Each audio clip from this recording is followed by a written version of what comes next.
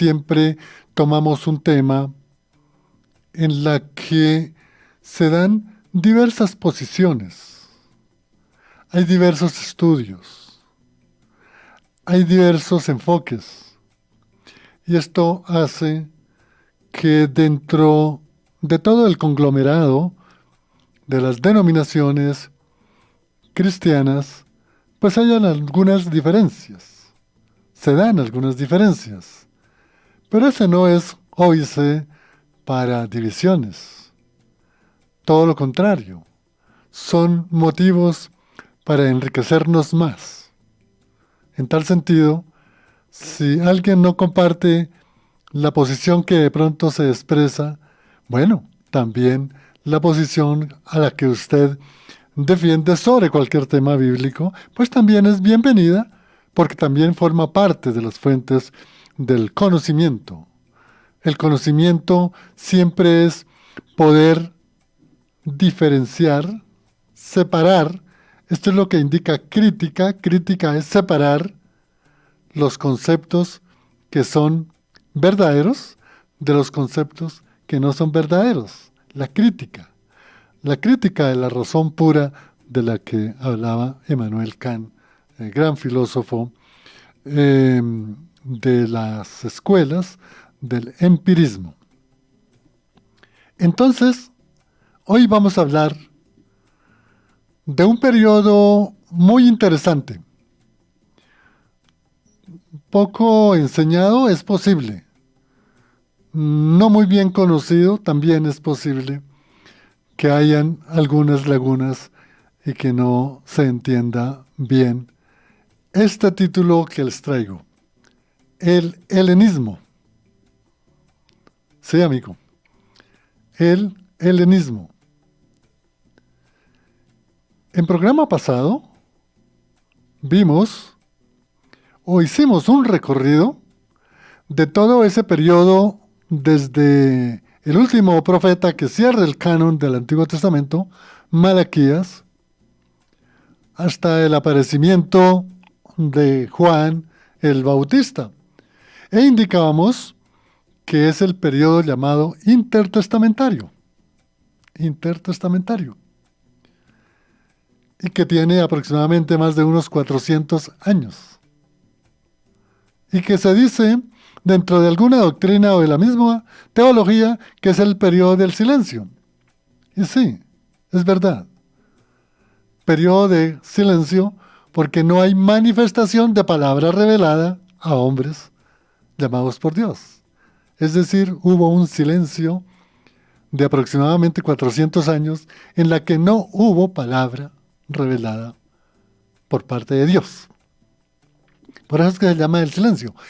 Pero, si ustedes revisan el programa pasado, del miércoles pasado, ustedes van a encontrar que hicimos toda una alusión a una cantidad de hechos históricos que ocurrieron, pero cantidad.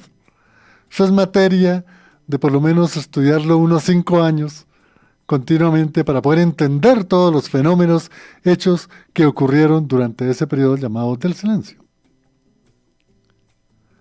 Y dentro de ese periodo del silencio, les indiqué que había un hecho trascendental para los pueblos de la época, trascendental para el pueblo judío, pero digámoslo con claridad, de suma trascendencia para la iglesia y especialmente para la iglesia de hoy.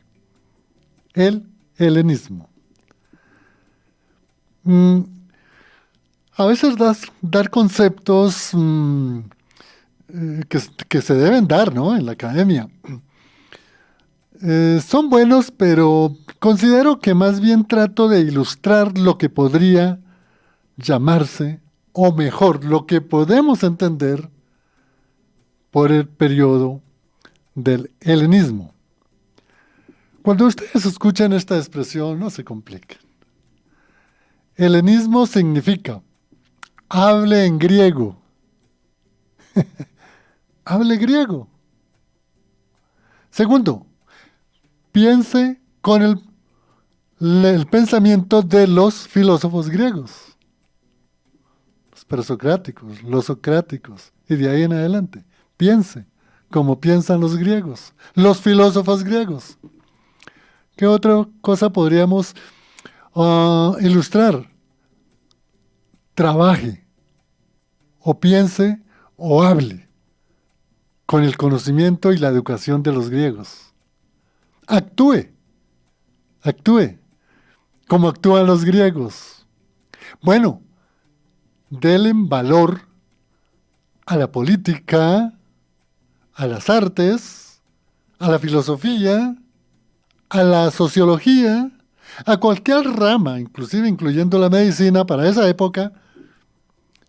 Hable cómo piensan los griegos de la política, de la cultura, de la psicología, de la sociología. Bueno, en ese entonces no existía la psicología, pero sí existía una rama de la filosofía como pensamiento de la psiquis. Piensen como piensan los griegos. Eso es lo que significa helenismo o helenizar.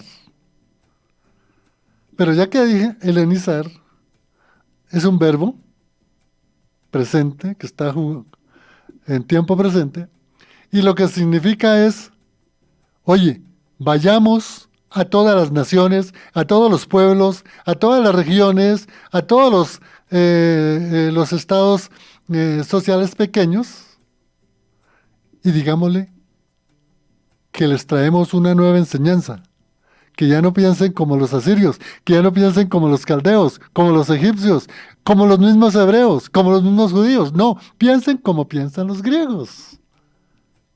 Eso es helenizar, enseñar.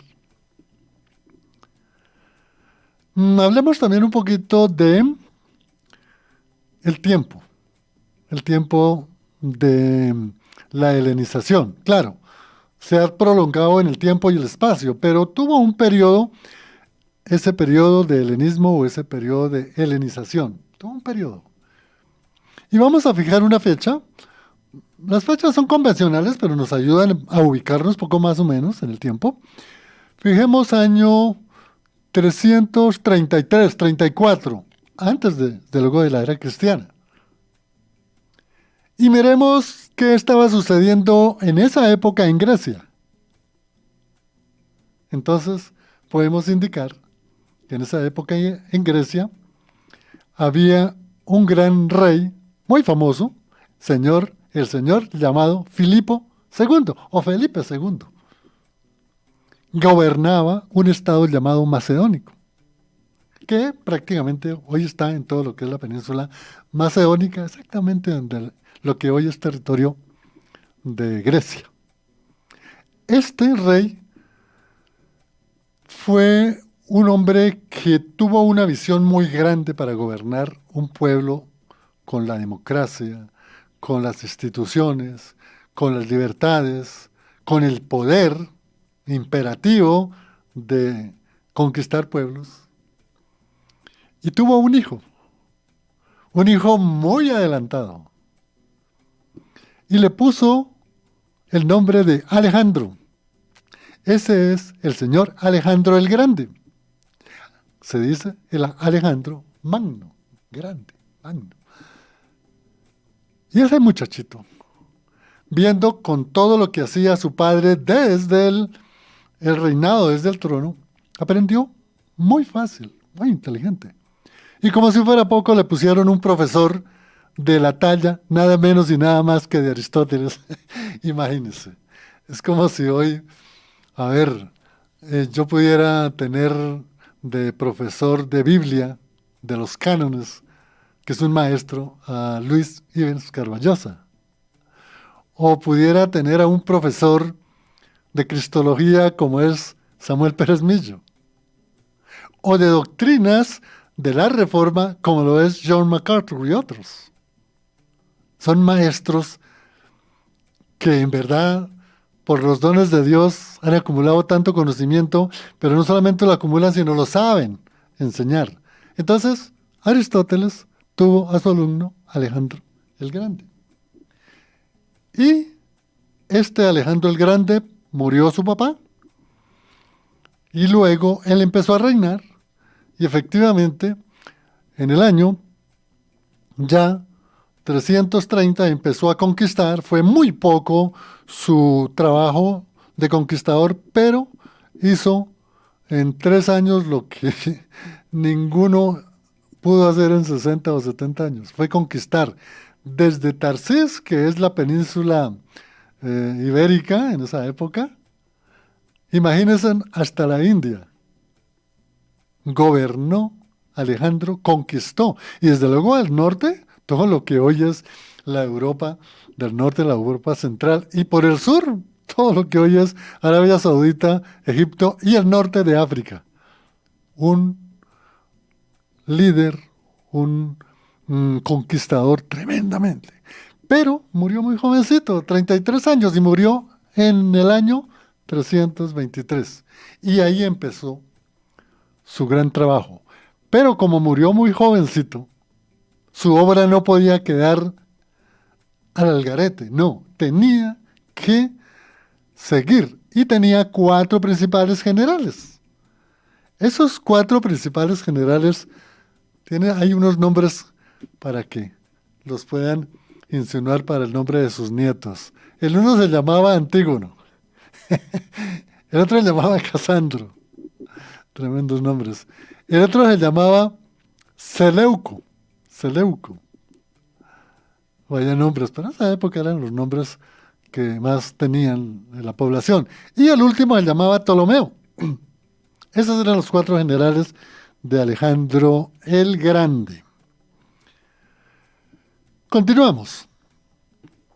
De estos 4 grandes generales, en verdad, Seleuco formó prácticamente un imperio. ¿Ustedes han escuchado hablar del imperio de los Seleucos o de los Seleucidas? Sí, los hemos escuchado. Ese fue el imperio que formó Seleuco en todo lo que hoy es la Siria, lo que es el Líbano, lo que es parte de Irak y un poco más al norte, lo que es Armenia. Ese era el imperio, pero más la Galilea, la Samaria, la Judea, más al sur, Gaza, y un poquito más al sur, pero hacia el oriente, el Negev. Tremendo, tremendo, conquistador. Seleuco, ese era el territorio en donde gobernaba Seleuco. Seleuco fue bastante fuerte con el pueblo judío. Y hubo una contienda tremenda entre los seleucidas y entre los judíos. Los judíos ocurrió un hecho tremendo. A ver, esto fue en el año 265, algo así, sí, 265, 266. Ocurrió un hecho macabro con uno de los reyes de los seleucidas o uno de los reyes de Seleuco. Era el señor Antíoco IV Epífanes. Antíoco IV Epífanes. Este rey era era un pagano. Y quería exterminar a los judíos, a los pocos que quedaban ahí en esta región, de Galilea y de Judea especialmente. ¿Y sabe qué hizo este señor? Ya ustedes lo saben. Tuvo la osadía de entrar al templo con su ejército, sacrificar una cerda, una marranita, para ofrecérsela a los dioses, a sabiendas de que eso era inmundo para el pueblo judío. Pero para, como quien dice, ponerlos de su quicio, sacarlos de sus cabales, hizo eso. Pero no se quedó eso. Seleuco IV, perdón, Antíoco IV Epífanes, o Epifanes, colocó una estatua del dios Zeus, el dios griego. ¿Ah? Y había un grupo, digamos, había un sacerdote que, si bien es cierto, no era propiamente de la tribu de Leví, ni inclusive de la tribu de Judá, pero le sacaron la piedra al anciano. Se llamaba el sacerdote Matatías. Y este Matatías tenía unos hijos tremendos. Digo algunos, uno se llamaba Jonathan, otro se llamaba Simón, pero el más destacado fue Judas Macabeo. Macabeo, no Iscariote ni Judas Tadeo, son distintos. Judas Macabeo. Y este anciano, con sus 5 hijos, formó un ejército tremendo contra Seleuco o los Seleucidas o contra Antíoco Epífanes cuarto Epífanes, Antíoco cuarto Epífanes. Y vaya, tremenda osadía la de este anciano con sus hijos, pues derrotaron al imperio Seleucida, a los antíocos y gobernaron durante 100 años el señor de los descendientes del sacerdote Matatías. Esos son los que se llaman los macabeos. Esos son los macabeos. Después se llamaban idumeos, pero eso más adelante, y hoy ya lo expliqué. Bueno, ¿con qué fin les indico esta parte? Para poder entender que en la parte del sur, Egipto, parte del Sinaí, todo, el norte de África, estuvo el otro general, Ptolomeo. Pero a contrario de Seleuco, su compañero general, Ptolomeo era un hombre de unas convicciones y siguió realmente a su emperador o a su rey, siguió a Alejandro el Grande en el pensamiento y en la inteligencia. Y Ptolomeo hizo grandes obras. Construyó una ciudad en honor a Alejandro en el norte de África, llamada Alejandría, gran ciudad culta y de todo. La biblioteca más grande que ha habido en el mundo, bueno, de la época antigua, ¿no?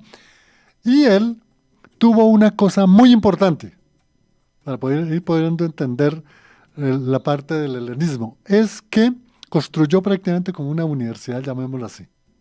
Pero Ptolomeo quería que todo el pueblo, desde el Líbano, Siria, Galilea, Samaria, Judea, Egipto, hablara griego. Es decir, ustedes, señores, me hacen el favor y no hablan más hebreo ni arameo. Ustedes van a hablar, de ahora en adelante, es griego. Por eso se llama helenización. Por eso dije que helenización significa hablar griego, pensar como los griegos. Entonces Ptolomeo tuvo una hermosa idea, que fue convocar a 72 sabios hebreos, conocedores en el hebreo y en el arameo, porque estaban todas las escrituras del Antiguo Testamento recopiladas ya en ese lugar donde estaba Ptolomeo, y los puso a traducir. Óigase bien, de todos los antiguos hebreos, de los diferentes, digamos, formas del hebreo y el arameo, que todo eso lo tomaran y lo tradujeran al griego. ¿Para qué? Para que todo el pueblo judío no hablara más hebreo, sino que hablara griego. Eso es helenización. No se les vaya a olvidar, amigos, comunicarse al 322-729, 1386. También lo pueden hacer al 317-618-8445. Vamos a hacer una poquita referencia, porque ahora quiero coger un tema de una cantidad de versículos, tanto del Antiguo Testamento como en el Nuevo Testamento, en donde se habla de los griegos. Increíble esto. Miren, vamos a hacer así rapidito. Los griegos, lo que hoy es los griegos y lo que eran en esa época, son pueblos que aparecieron después del diluvio, aproximadamente 3000 años. Vamos a poner cifras cerradas. Y ustedes saben que uno de los hijos de Noé, el señor Jafet, se fue para todo el norte del mar Mediterráneo, en lo que hoy es la península precisamente macedónica. Y ahí él fundó una cultura llamada micénica, de los micenos. Bueno, pero ya como en el año 2000, desde luego, antes de la era cristiana, aparecieron una serie de grupos.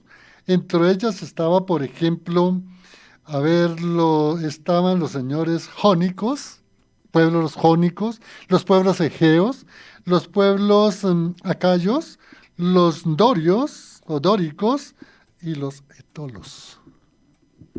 Esos pueblos en el año 2000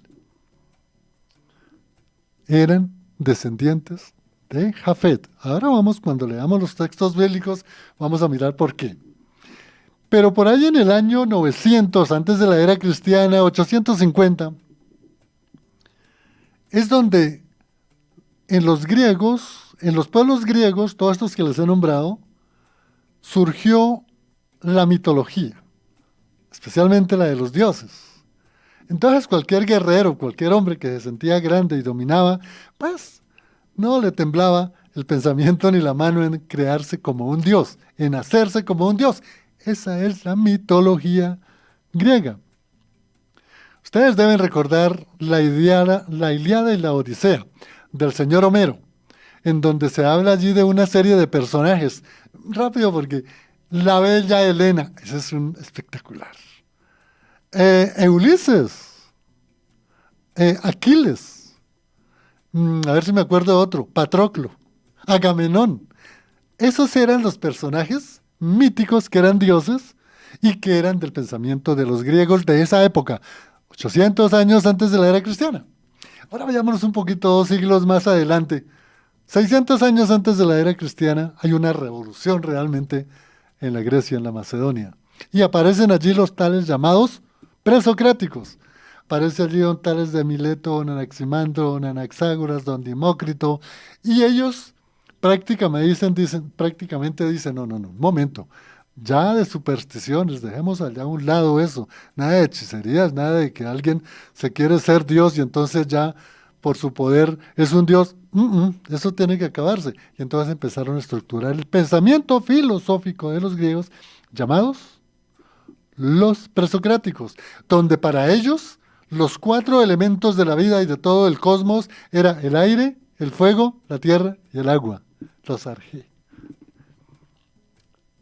Pero fue avanzando, entonces ya en el año 339 es cuando aparece el imperio de los griegos, ahí en territorio del Medio Oriente, territorio de la Tierra Prometida. Ya estaba todo el poder del imperio y lo acabó de agrandar ese imperio Alejandro el Grande. Y ahí los conecto cuando les estaba hablando de que Alejandro el Grande murió en el año 323 y que además de eso dejó a 4 generales, Lisímaco, Antígono, Casandro y al señor Ptolomeo. Esto es muy importante entender, amigo oyente, para lo que vamos a hablar en la segunda parte del programa, porque vamos a mirar textos bíblicos. Y vamos a entender por qué. El propósito de esta charla es entender, amigo oyente, téngalo en cuenta, por qué nosotros pensamos como los griegos y no pensamos inclusive como el pueblo judío, que deberíamos pensar como piensan los judíos, pero nosotros pensamos es como los griegos. ¿O por qué no pensamos como piensan los hinduistas o los chinos u otras culturas? Sino por qué nosotros pensamos como piensan los griegos. Y otra reflexión más para que vaya teniendo en cuenta. ¿Tú te has preguntado por qué el Antiguo Testamento, que fue escrito en arameo, una partecita, pero la mayoría en hebreo, en el Nuevo Testamento no se escribió nada en hebreo ni nada en arameo, sino se escribió en griego? Y tenga en cuenta, la mayoría de los escritores del Nuevo Testamento, a ver, espero no equivocarme, solo hay uno que no era judío. Los demás escritores eran judíos, salvo uno. ¿Quién? Lucas, que era griego. Los demás eran judíos. Bueno, y si estos eran judíos y hablaban el hebreo y hablaban el arameo, ¿por qué no escribieron Pedro, Juan, Mateo, Judas, Santiago? ¿Por qué no escribieron las cartas en hebreo o en arameo? Si no lo escribieron en griego. ¿Y por qué no lo hicieron en el griego clásico del que hablaba Aristóteles, Sócrates, Platón, Zenón, de todos esos grandes filósofos. ¿Por qué no lo hicieron? Sino lo escribieron en griego. Y en un griego popular, llamado el griego koiné. Hasta aquí vamos, amigo oyente, entendiendo la parte del contexto histórico-cultural, incluso político y también religioso y mítico, de cómo eran los griegos. Pueblos de 3000 años que aparecieron con un hijo de Noé, Jafet, y otra serie de grupos, pero ahora los vamos a examinar puntualmente a la luz de las Sagradas Escrituras. Y era importante hacer esa breve reseña histórica para poder entender lo que al cerrar esa pausa, antes de la pausa, les indiqué. ¿Por qué no se escribió el Nuevo Testamento en hebreo o arameo? Siendo que la mayoría de los escritores, salvo uno, todos eran judíos, salvo uno, Lucas, que era griego.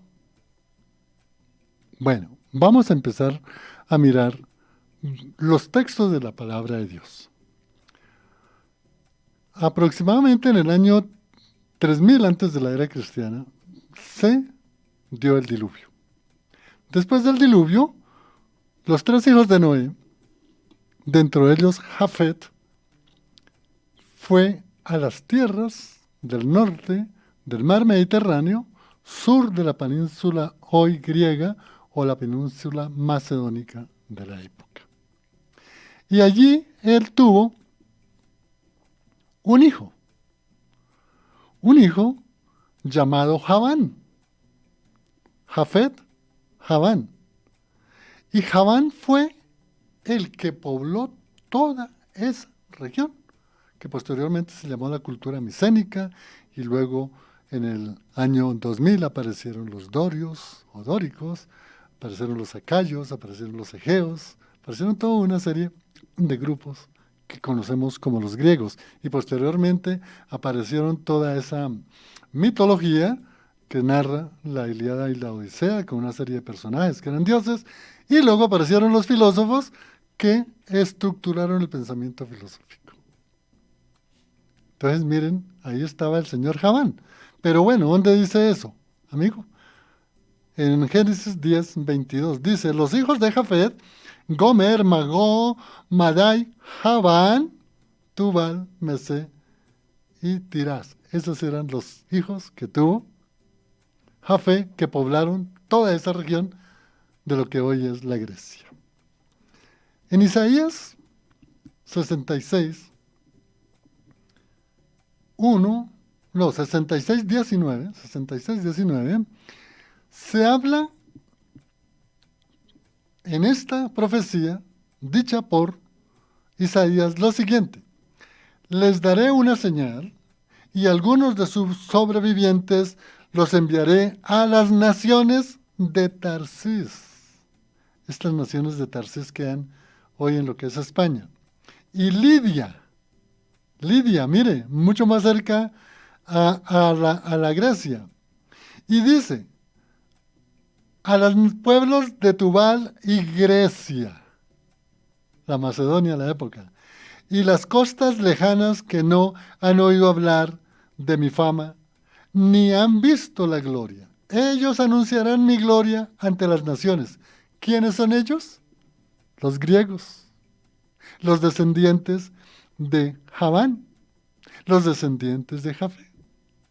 ¿Cómo es la palabra y cómo se conecta todo eso que les indiqué anteriormente con lo que dice Isaías? Es decir, Isaías profetizó, palabras sencillas, Isaías profetizó de que esos pueblos, los griegos, un día llegaría allí, a lejanas tierras, la palabra de Dios, para que ellos también conocieran al Dios Todopoderoso, a Cristo el Salvador. Miremos en Ezequiel 27, 13, 19. Dice, también Grecia, Tubal y Mesé negociaban contigo cambios de sus mercancías y ofrecían esclavos y objetos de bronce. ¿Qué nos está diciendo acá Ezequiel? Que para la época de Ezequiel, siglo octavo, séptimo, antes de la era cristiana, Los griegos tenían un intercambio comercial con todo el Medio Oriente, con el Occidente. Con los griegos intercambiaban sus productos. Entonces mire cómo es de Ezequiel. Él dijo, esos pueblos comercian, los griegos, con los pueblos del Medio Oriente. ¿Cómo nos aclara aquí en verdad toda la palabra? Vamos ahora aquí a otro texto. Este texto no me lo colocaron aquí. Bueno, aquí hay otro texto de Ezequiel. No, está en el versículo 19 del mismo capítulo 27 y dice, a cambio de sus mercancías, veníamos hablando de las mercancías, los danitas van a estar en un grupo que no lo explicamos, y los griegos te traían de Usal hierro forjado, acacias y cañas aromáticas, la canela, el comino y todas esas cositas. Mire cómo también Ezequiel reafirma en lo dicho anteriormente en el versículo 13, ahora en el 19, de todas las mercancías que se intercambiaban el pueblo del Medio Oriente, el pueblo de la tierra prometida con los griegos. Daniel, aquí viene algo muy espectacular. Y para esto sí me voy a permitir por acá que vi unas cosas bien interesantes. Bueno, aquí.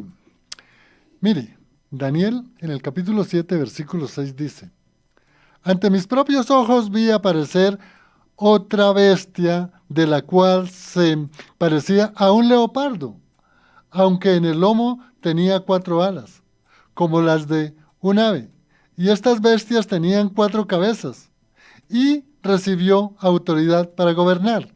Daniel 8:5. Mientras reflexionaba yo, eso decía Daniel, al respecto, de pronto surgió del oeste un macho cabrío que tenía un cuerpo enorme entre los ojos. Cruzó toda la tierra sin tocar siquiera el suelo, volaba.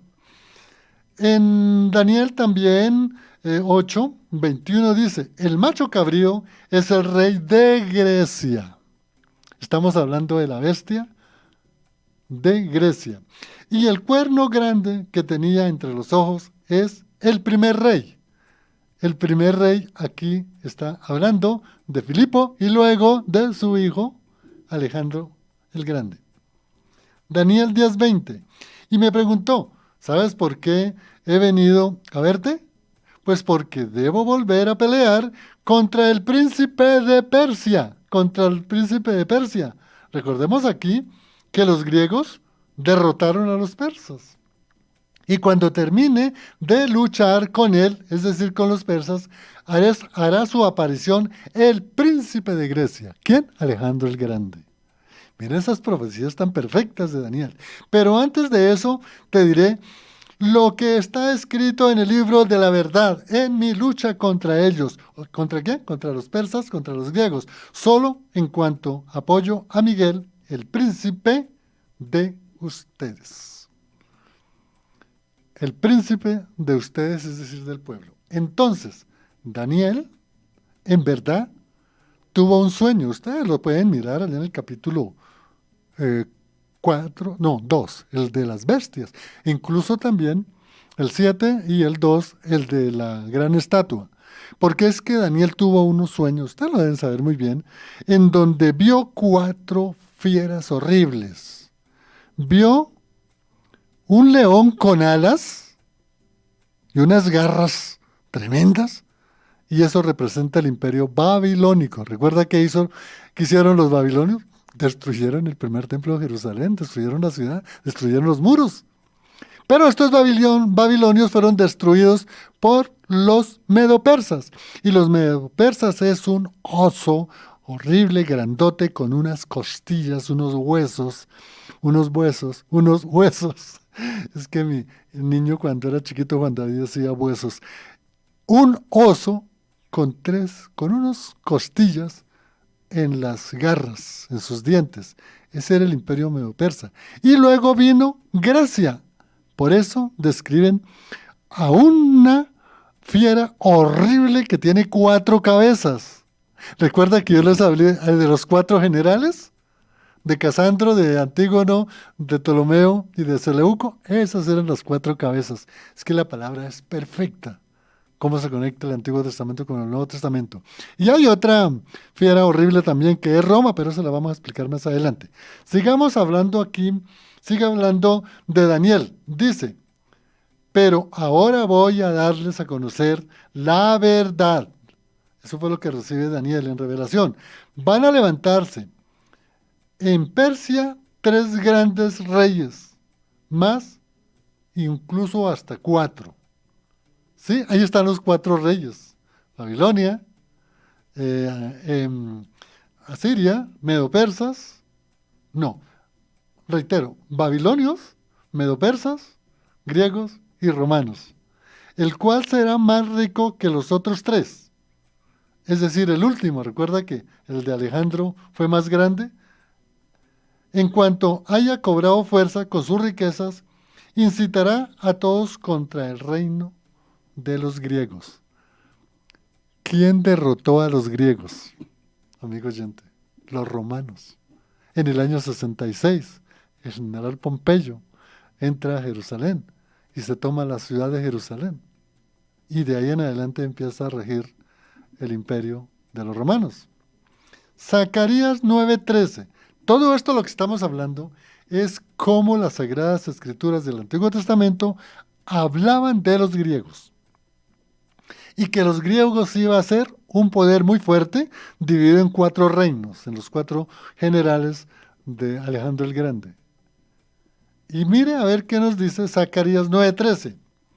Tensaré a Judá, al pueblo elegido, como mi arco, y pondré a Efraín, una de las tribus, como mi flecha. Sión, levantaré a tus hijos en contra de los hijos de Grecia, y te usaré como espada de guerrero. Mire esta profecía que se cumplió, porque aquí lo que nos está hablando Zacarías es una profecía que le dice Dios a Zacarías: miren, yo levantaré un pueblo que hará que ese pueblo grande de las 4 cabezas los conquiste. Y ese fue la conquista de los macabeos. Recuerda que yo les hablé que después de que este Antíoco IV Epífanes hizo esta abominación en el templo, había un sacerdote, Matatías, que tenía 5 hijos, dentro de esos Judas Macabeo, el más fuerte, y ellos lideraron los macabeos y derrotaron al imperio de los seleucidas. A esto es que hace referencia el capítulo 9 de Zacarías. No hay tiempo para poder explicar, pero espero que entiendan. Esta parte está muy importante. En Joel 3:6, mire lo que dijo Joel. Y los griegos les vendieron el pueblo de Jerusalén y de Judá para alejarlos de ellos. Miren, aquí ocurrió que cuando llega el Imperio Romano, los griegos, por evitarse y que recuperar sus riquezas que tenían, no les quedó otra forma que venderle los terrenos a los romanos a cambio de no dejárselos al pueblo judío. Profecía de Joel. Revísala, que eso es muy importante en Joel 3:6. Vamos a pasar, hay otros versículos, pero vamos a pasar a versículos de el Nuevo Testamento. Empecemos con Hechos 18:17. Dice: entonces se abalanzaron todos sobre Sóstenes, el jefe de la sinagoga, y lo golpearon delante del tribunal. Pero Galión no le dio ninguna importancia al asunto. ¿Sabe por qué? Allí, en la sinagoga, era de los griegos. De los griegos, desde luego, que habían recibido ya a Cristo, de pronto porque habían estado en Jerusalén el día de Pentecostés. Y ellos tenían una sinagoga. ¿Pero esa sinagoga era de los judíos? No, era de los griegos cristianos. Claro, habían judíos.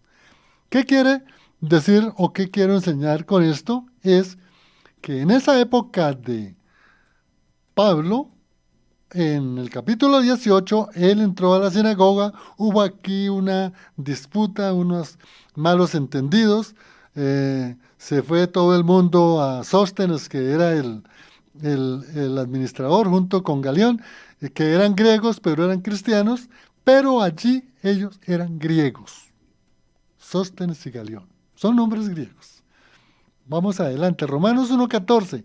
Estoy en deuda, dice Pablo, con todos, sean griegos o no griegos, sabios o ignorantes. ¿Qué está manifestando Pablo aquí en Romanos 1:14? Él dice, mire, estoy en deuda con ustedes, no los he ido a visitar, pero también estoy en deuda con los griegos que ya visité, porque ya había fundado iglesias como la de Corinto, la de Berea, la de Tesalónica, la de Filipos, bueno, todas las iglesias ya las había fundado Pablo, que eran territorio de los griegos. Se está viendo aquí la importancia de toda la preparación de aprender el griego, porque en el griego fue que se evangelizó todo el mundo del cristianismo. Bien importante. Romanos 1:6. A la verdad, dice Pablo en el versículo 16 del capítulo 1.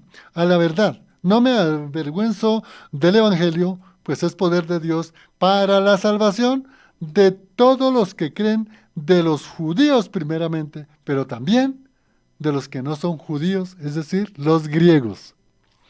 Si estamos viendo cómo realmente toda esa historia va conduciendo a la evangelización en la península griega y cómo se estaba evangelizando por medio del griego, cómo se estaba llegando a todos esos pueblos del mar donde estuvo Javán, donde estuvo Jafet, donde estuvo muchos pueblos que pertenecían a la descendencia de Jafet, y cómo muchos siglos duraron y Dios preparó en el periodo helenístico para que todo el mundo hablara griego, pensara como griego, actuara y trabajara como griego, enseñara como griego. ¿Por qué?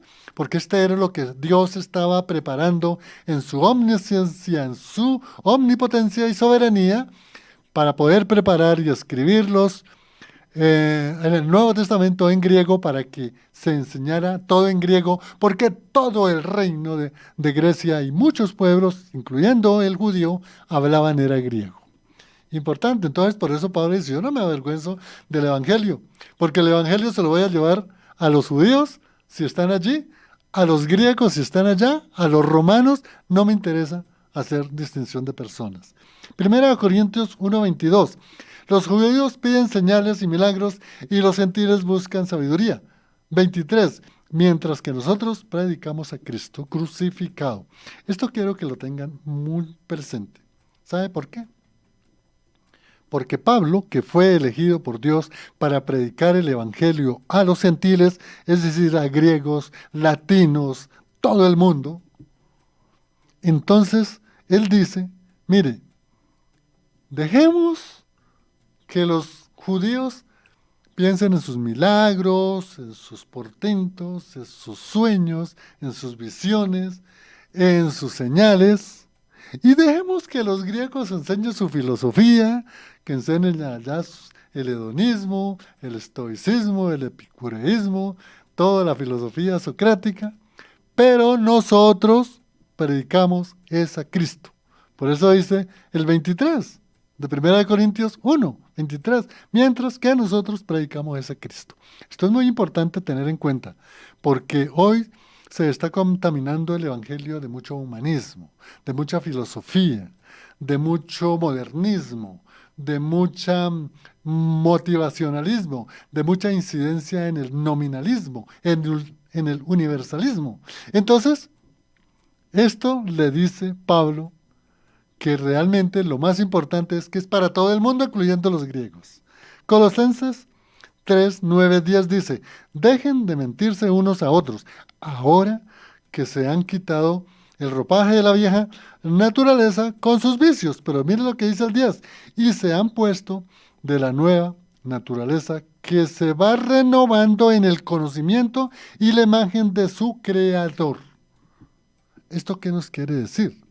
que el Evangelio no es solamente era para los judíos, que el Evangelio no era mente para los romanos, que el Evangelio no era solamente para los pueblos armenianos del norte o la Macedonia o la Grecia, sino que el Evangelio era para todo el mundo, así como nosotros lo recibimos por medio de la hispanización que llegó a Colombia, y desde luego en Colombia hubo esa hispanización o españolización, y acá nosotros ¿qué recibimos de la cultura de los españoles? Recibimos el idioma, recibimos las costumbres en la educación, recibimos la forma de los trajes de vestir, la alimentación, las formas de construir las casas, las formas de gobernar. Fíjese que esto es una hispanización, una españolización. Eso es el equivalente a helenización. Entonces nosotros aquí en Colombia pensamos como las costumbres españolas, pensamos en el lenguaje del Quijote, pensamos en todo eso de Unamuno, de Carpentier, todo el lenguaje y la cultura lírica la aprendemos de ellos de España. Entonces, eso fue lo que ocurrió realmente con los pueblos de Grecia, que desde el Antiguo Testamento fue realmente profetizado. Mire lo que dice Mateo 15:22. De esta región salió a su encuentro una mujer cananea gritando: Señor, hijo de David, ten compasión de mi hija, sufre terrible por estar endemoniada. Recuerden que Marcos no habla de la mujer cananea, sino habla de la mujer, ¿qué? Ciro-fenicia. Y Ciro-fenicia, de los fenicios, eran los griegos. Entonces mire que Jesús mismo no tuvo distinción de personas. Juan 7:35 dice: ¿y a dónde piensa irse que no podamos encontrarlo? Comentaban entre los judíos: ¿será que piensa irse a nuestra gente dispersa en todas las naciones para enseñar a los griegos? Los apóstoles pensaban que Jesús iba a irse a enseñarle a los griegos. No eran los planes de Dios, fue Pablo. Qué importante. Juan 12:20 dice: entre los cuales había subido a adorar a las fiestas, y habían algunos grupos de los griegos. Cuando el día de Pentecostés había mucho griego. Algunos de los judíos se convencieron y se unieron a Pablo y a Silas, como también lo hicieron en un buen número de mujeres prominentes y muchos griegos que adoraban a Dios. Amigo oyente, esto es todo lo que realmente fue la helenización, en que todo el mundo, en la evangelización de Pablo, pensara como griego, hablara como griego, actuara como griego, pero Pablo fue y les dice: miren, acá, un momento, los judíos que hagan allá sus hazañas, sus milagros, sus portentos, sus señales, y los griegos que enseñen su filosofía, es propio de los pueblos, cultura de los pueblos, pero nosotros proclamamos a Cristo. ¿Qué quiere decir esto, amigo? Que tú, que has sido llamado por Dios, proclame el Evangelio de Cristo. Te corresponde hacer eso. Si Dios te da una profesión de filosofía o de filósofo, enseña filosofía. Pero si Dios te llamó para enseñar el Evangelio, enseña el Evangelio de Cristo. Si alguien ha recibido un don de todas las ciencias humanas, enseñe cristianismo, y en su carrera o en su profesión, en su academia, enseñe humanismo. Pero aquí nosotros proclamamos a Cristo Jesús, nuestro Señor y Salvador. Gracias a todos los comentarios que nos enviaron por Facebook, por YouTube, también por WhatsApp, y gracias porque espero que este tema les ilustre para poder entender por qué el Nuevo Testamento se escribió en griego y por qué Pablo lo enseñó en griego, y por qué del griego pasó al latín y del latín al español, que es las Sagradas Escrituras que hoy tenemos en español. Bendiciones. Gracias a Lorena en el Control Master. Les habló Juan de Jesús Sánchez en el Impulso por Fuego AM 1130 kHz, la radio para la adoración. Gloria a Dios. Bendiciones.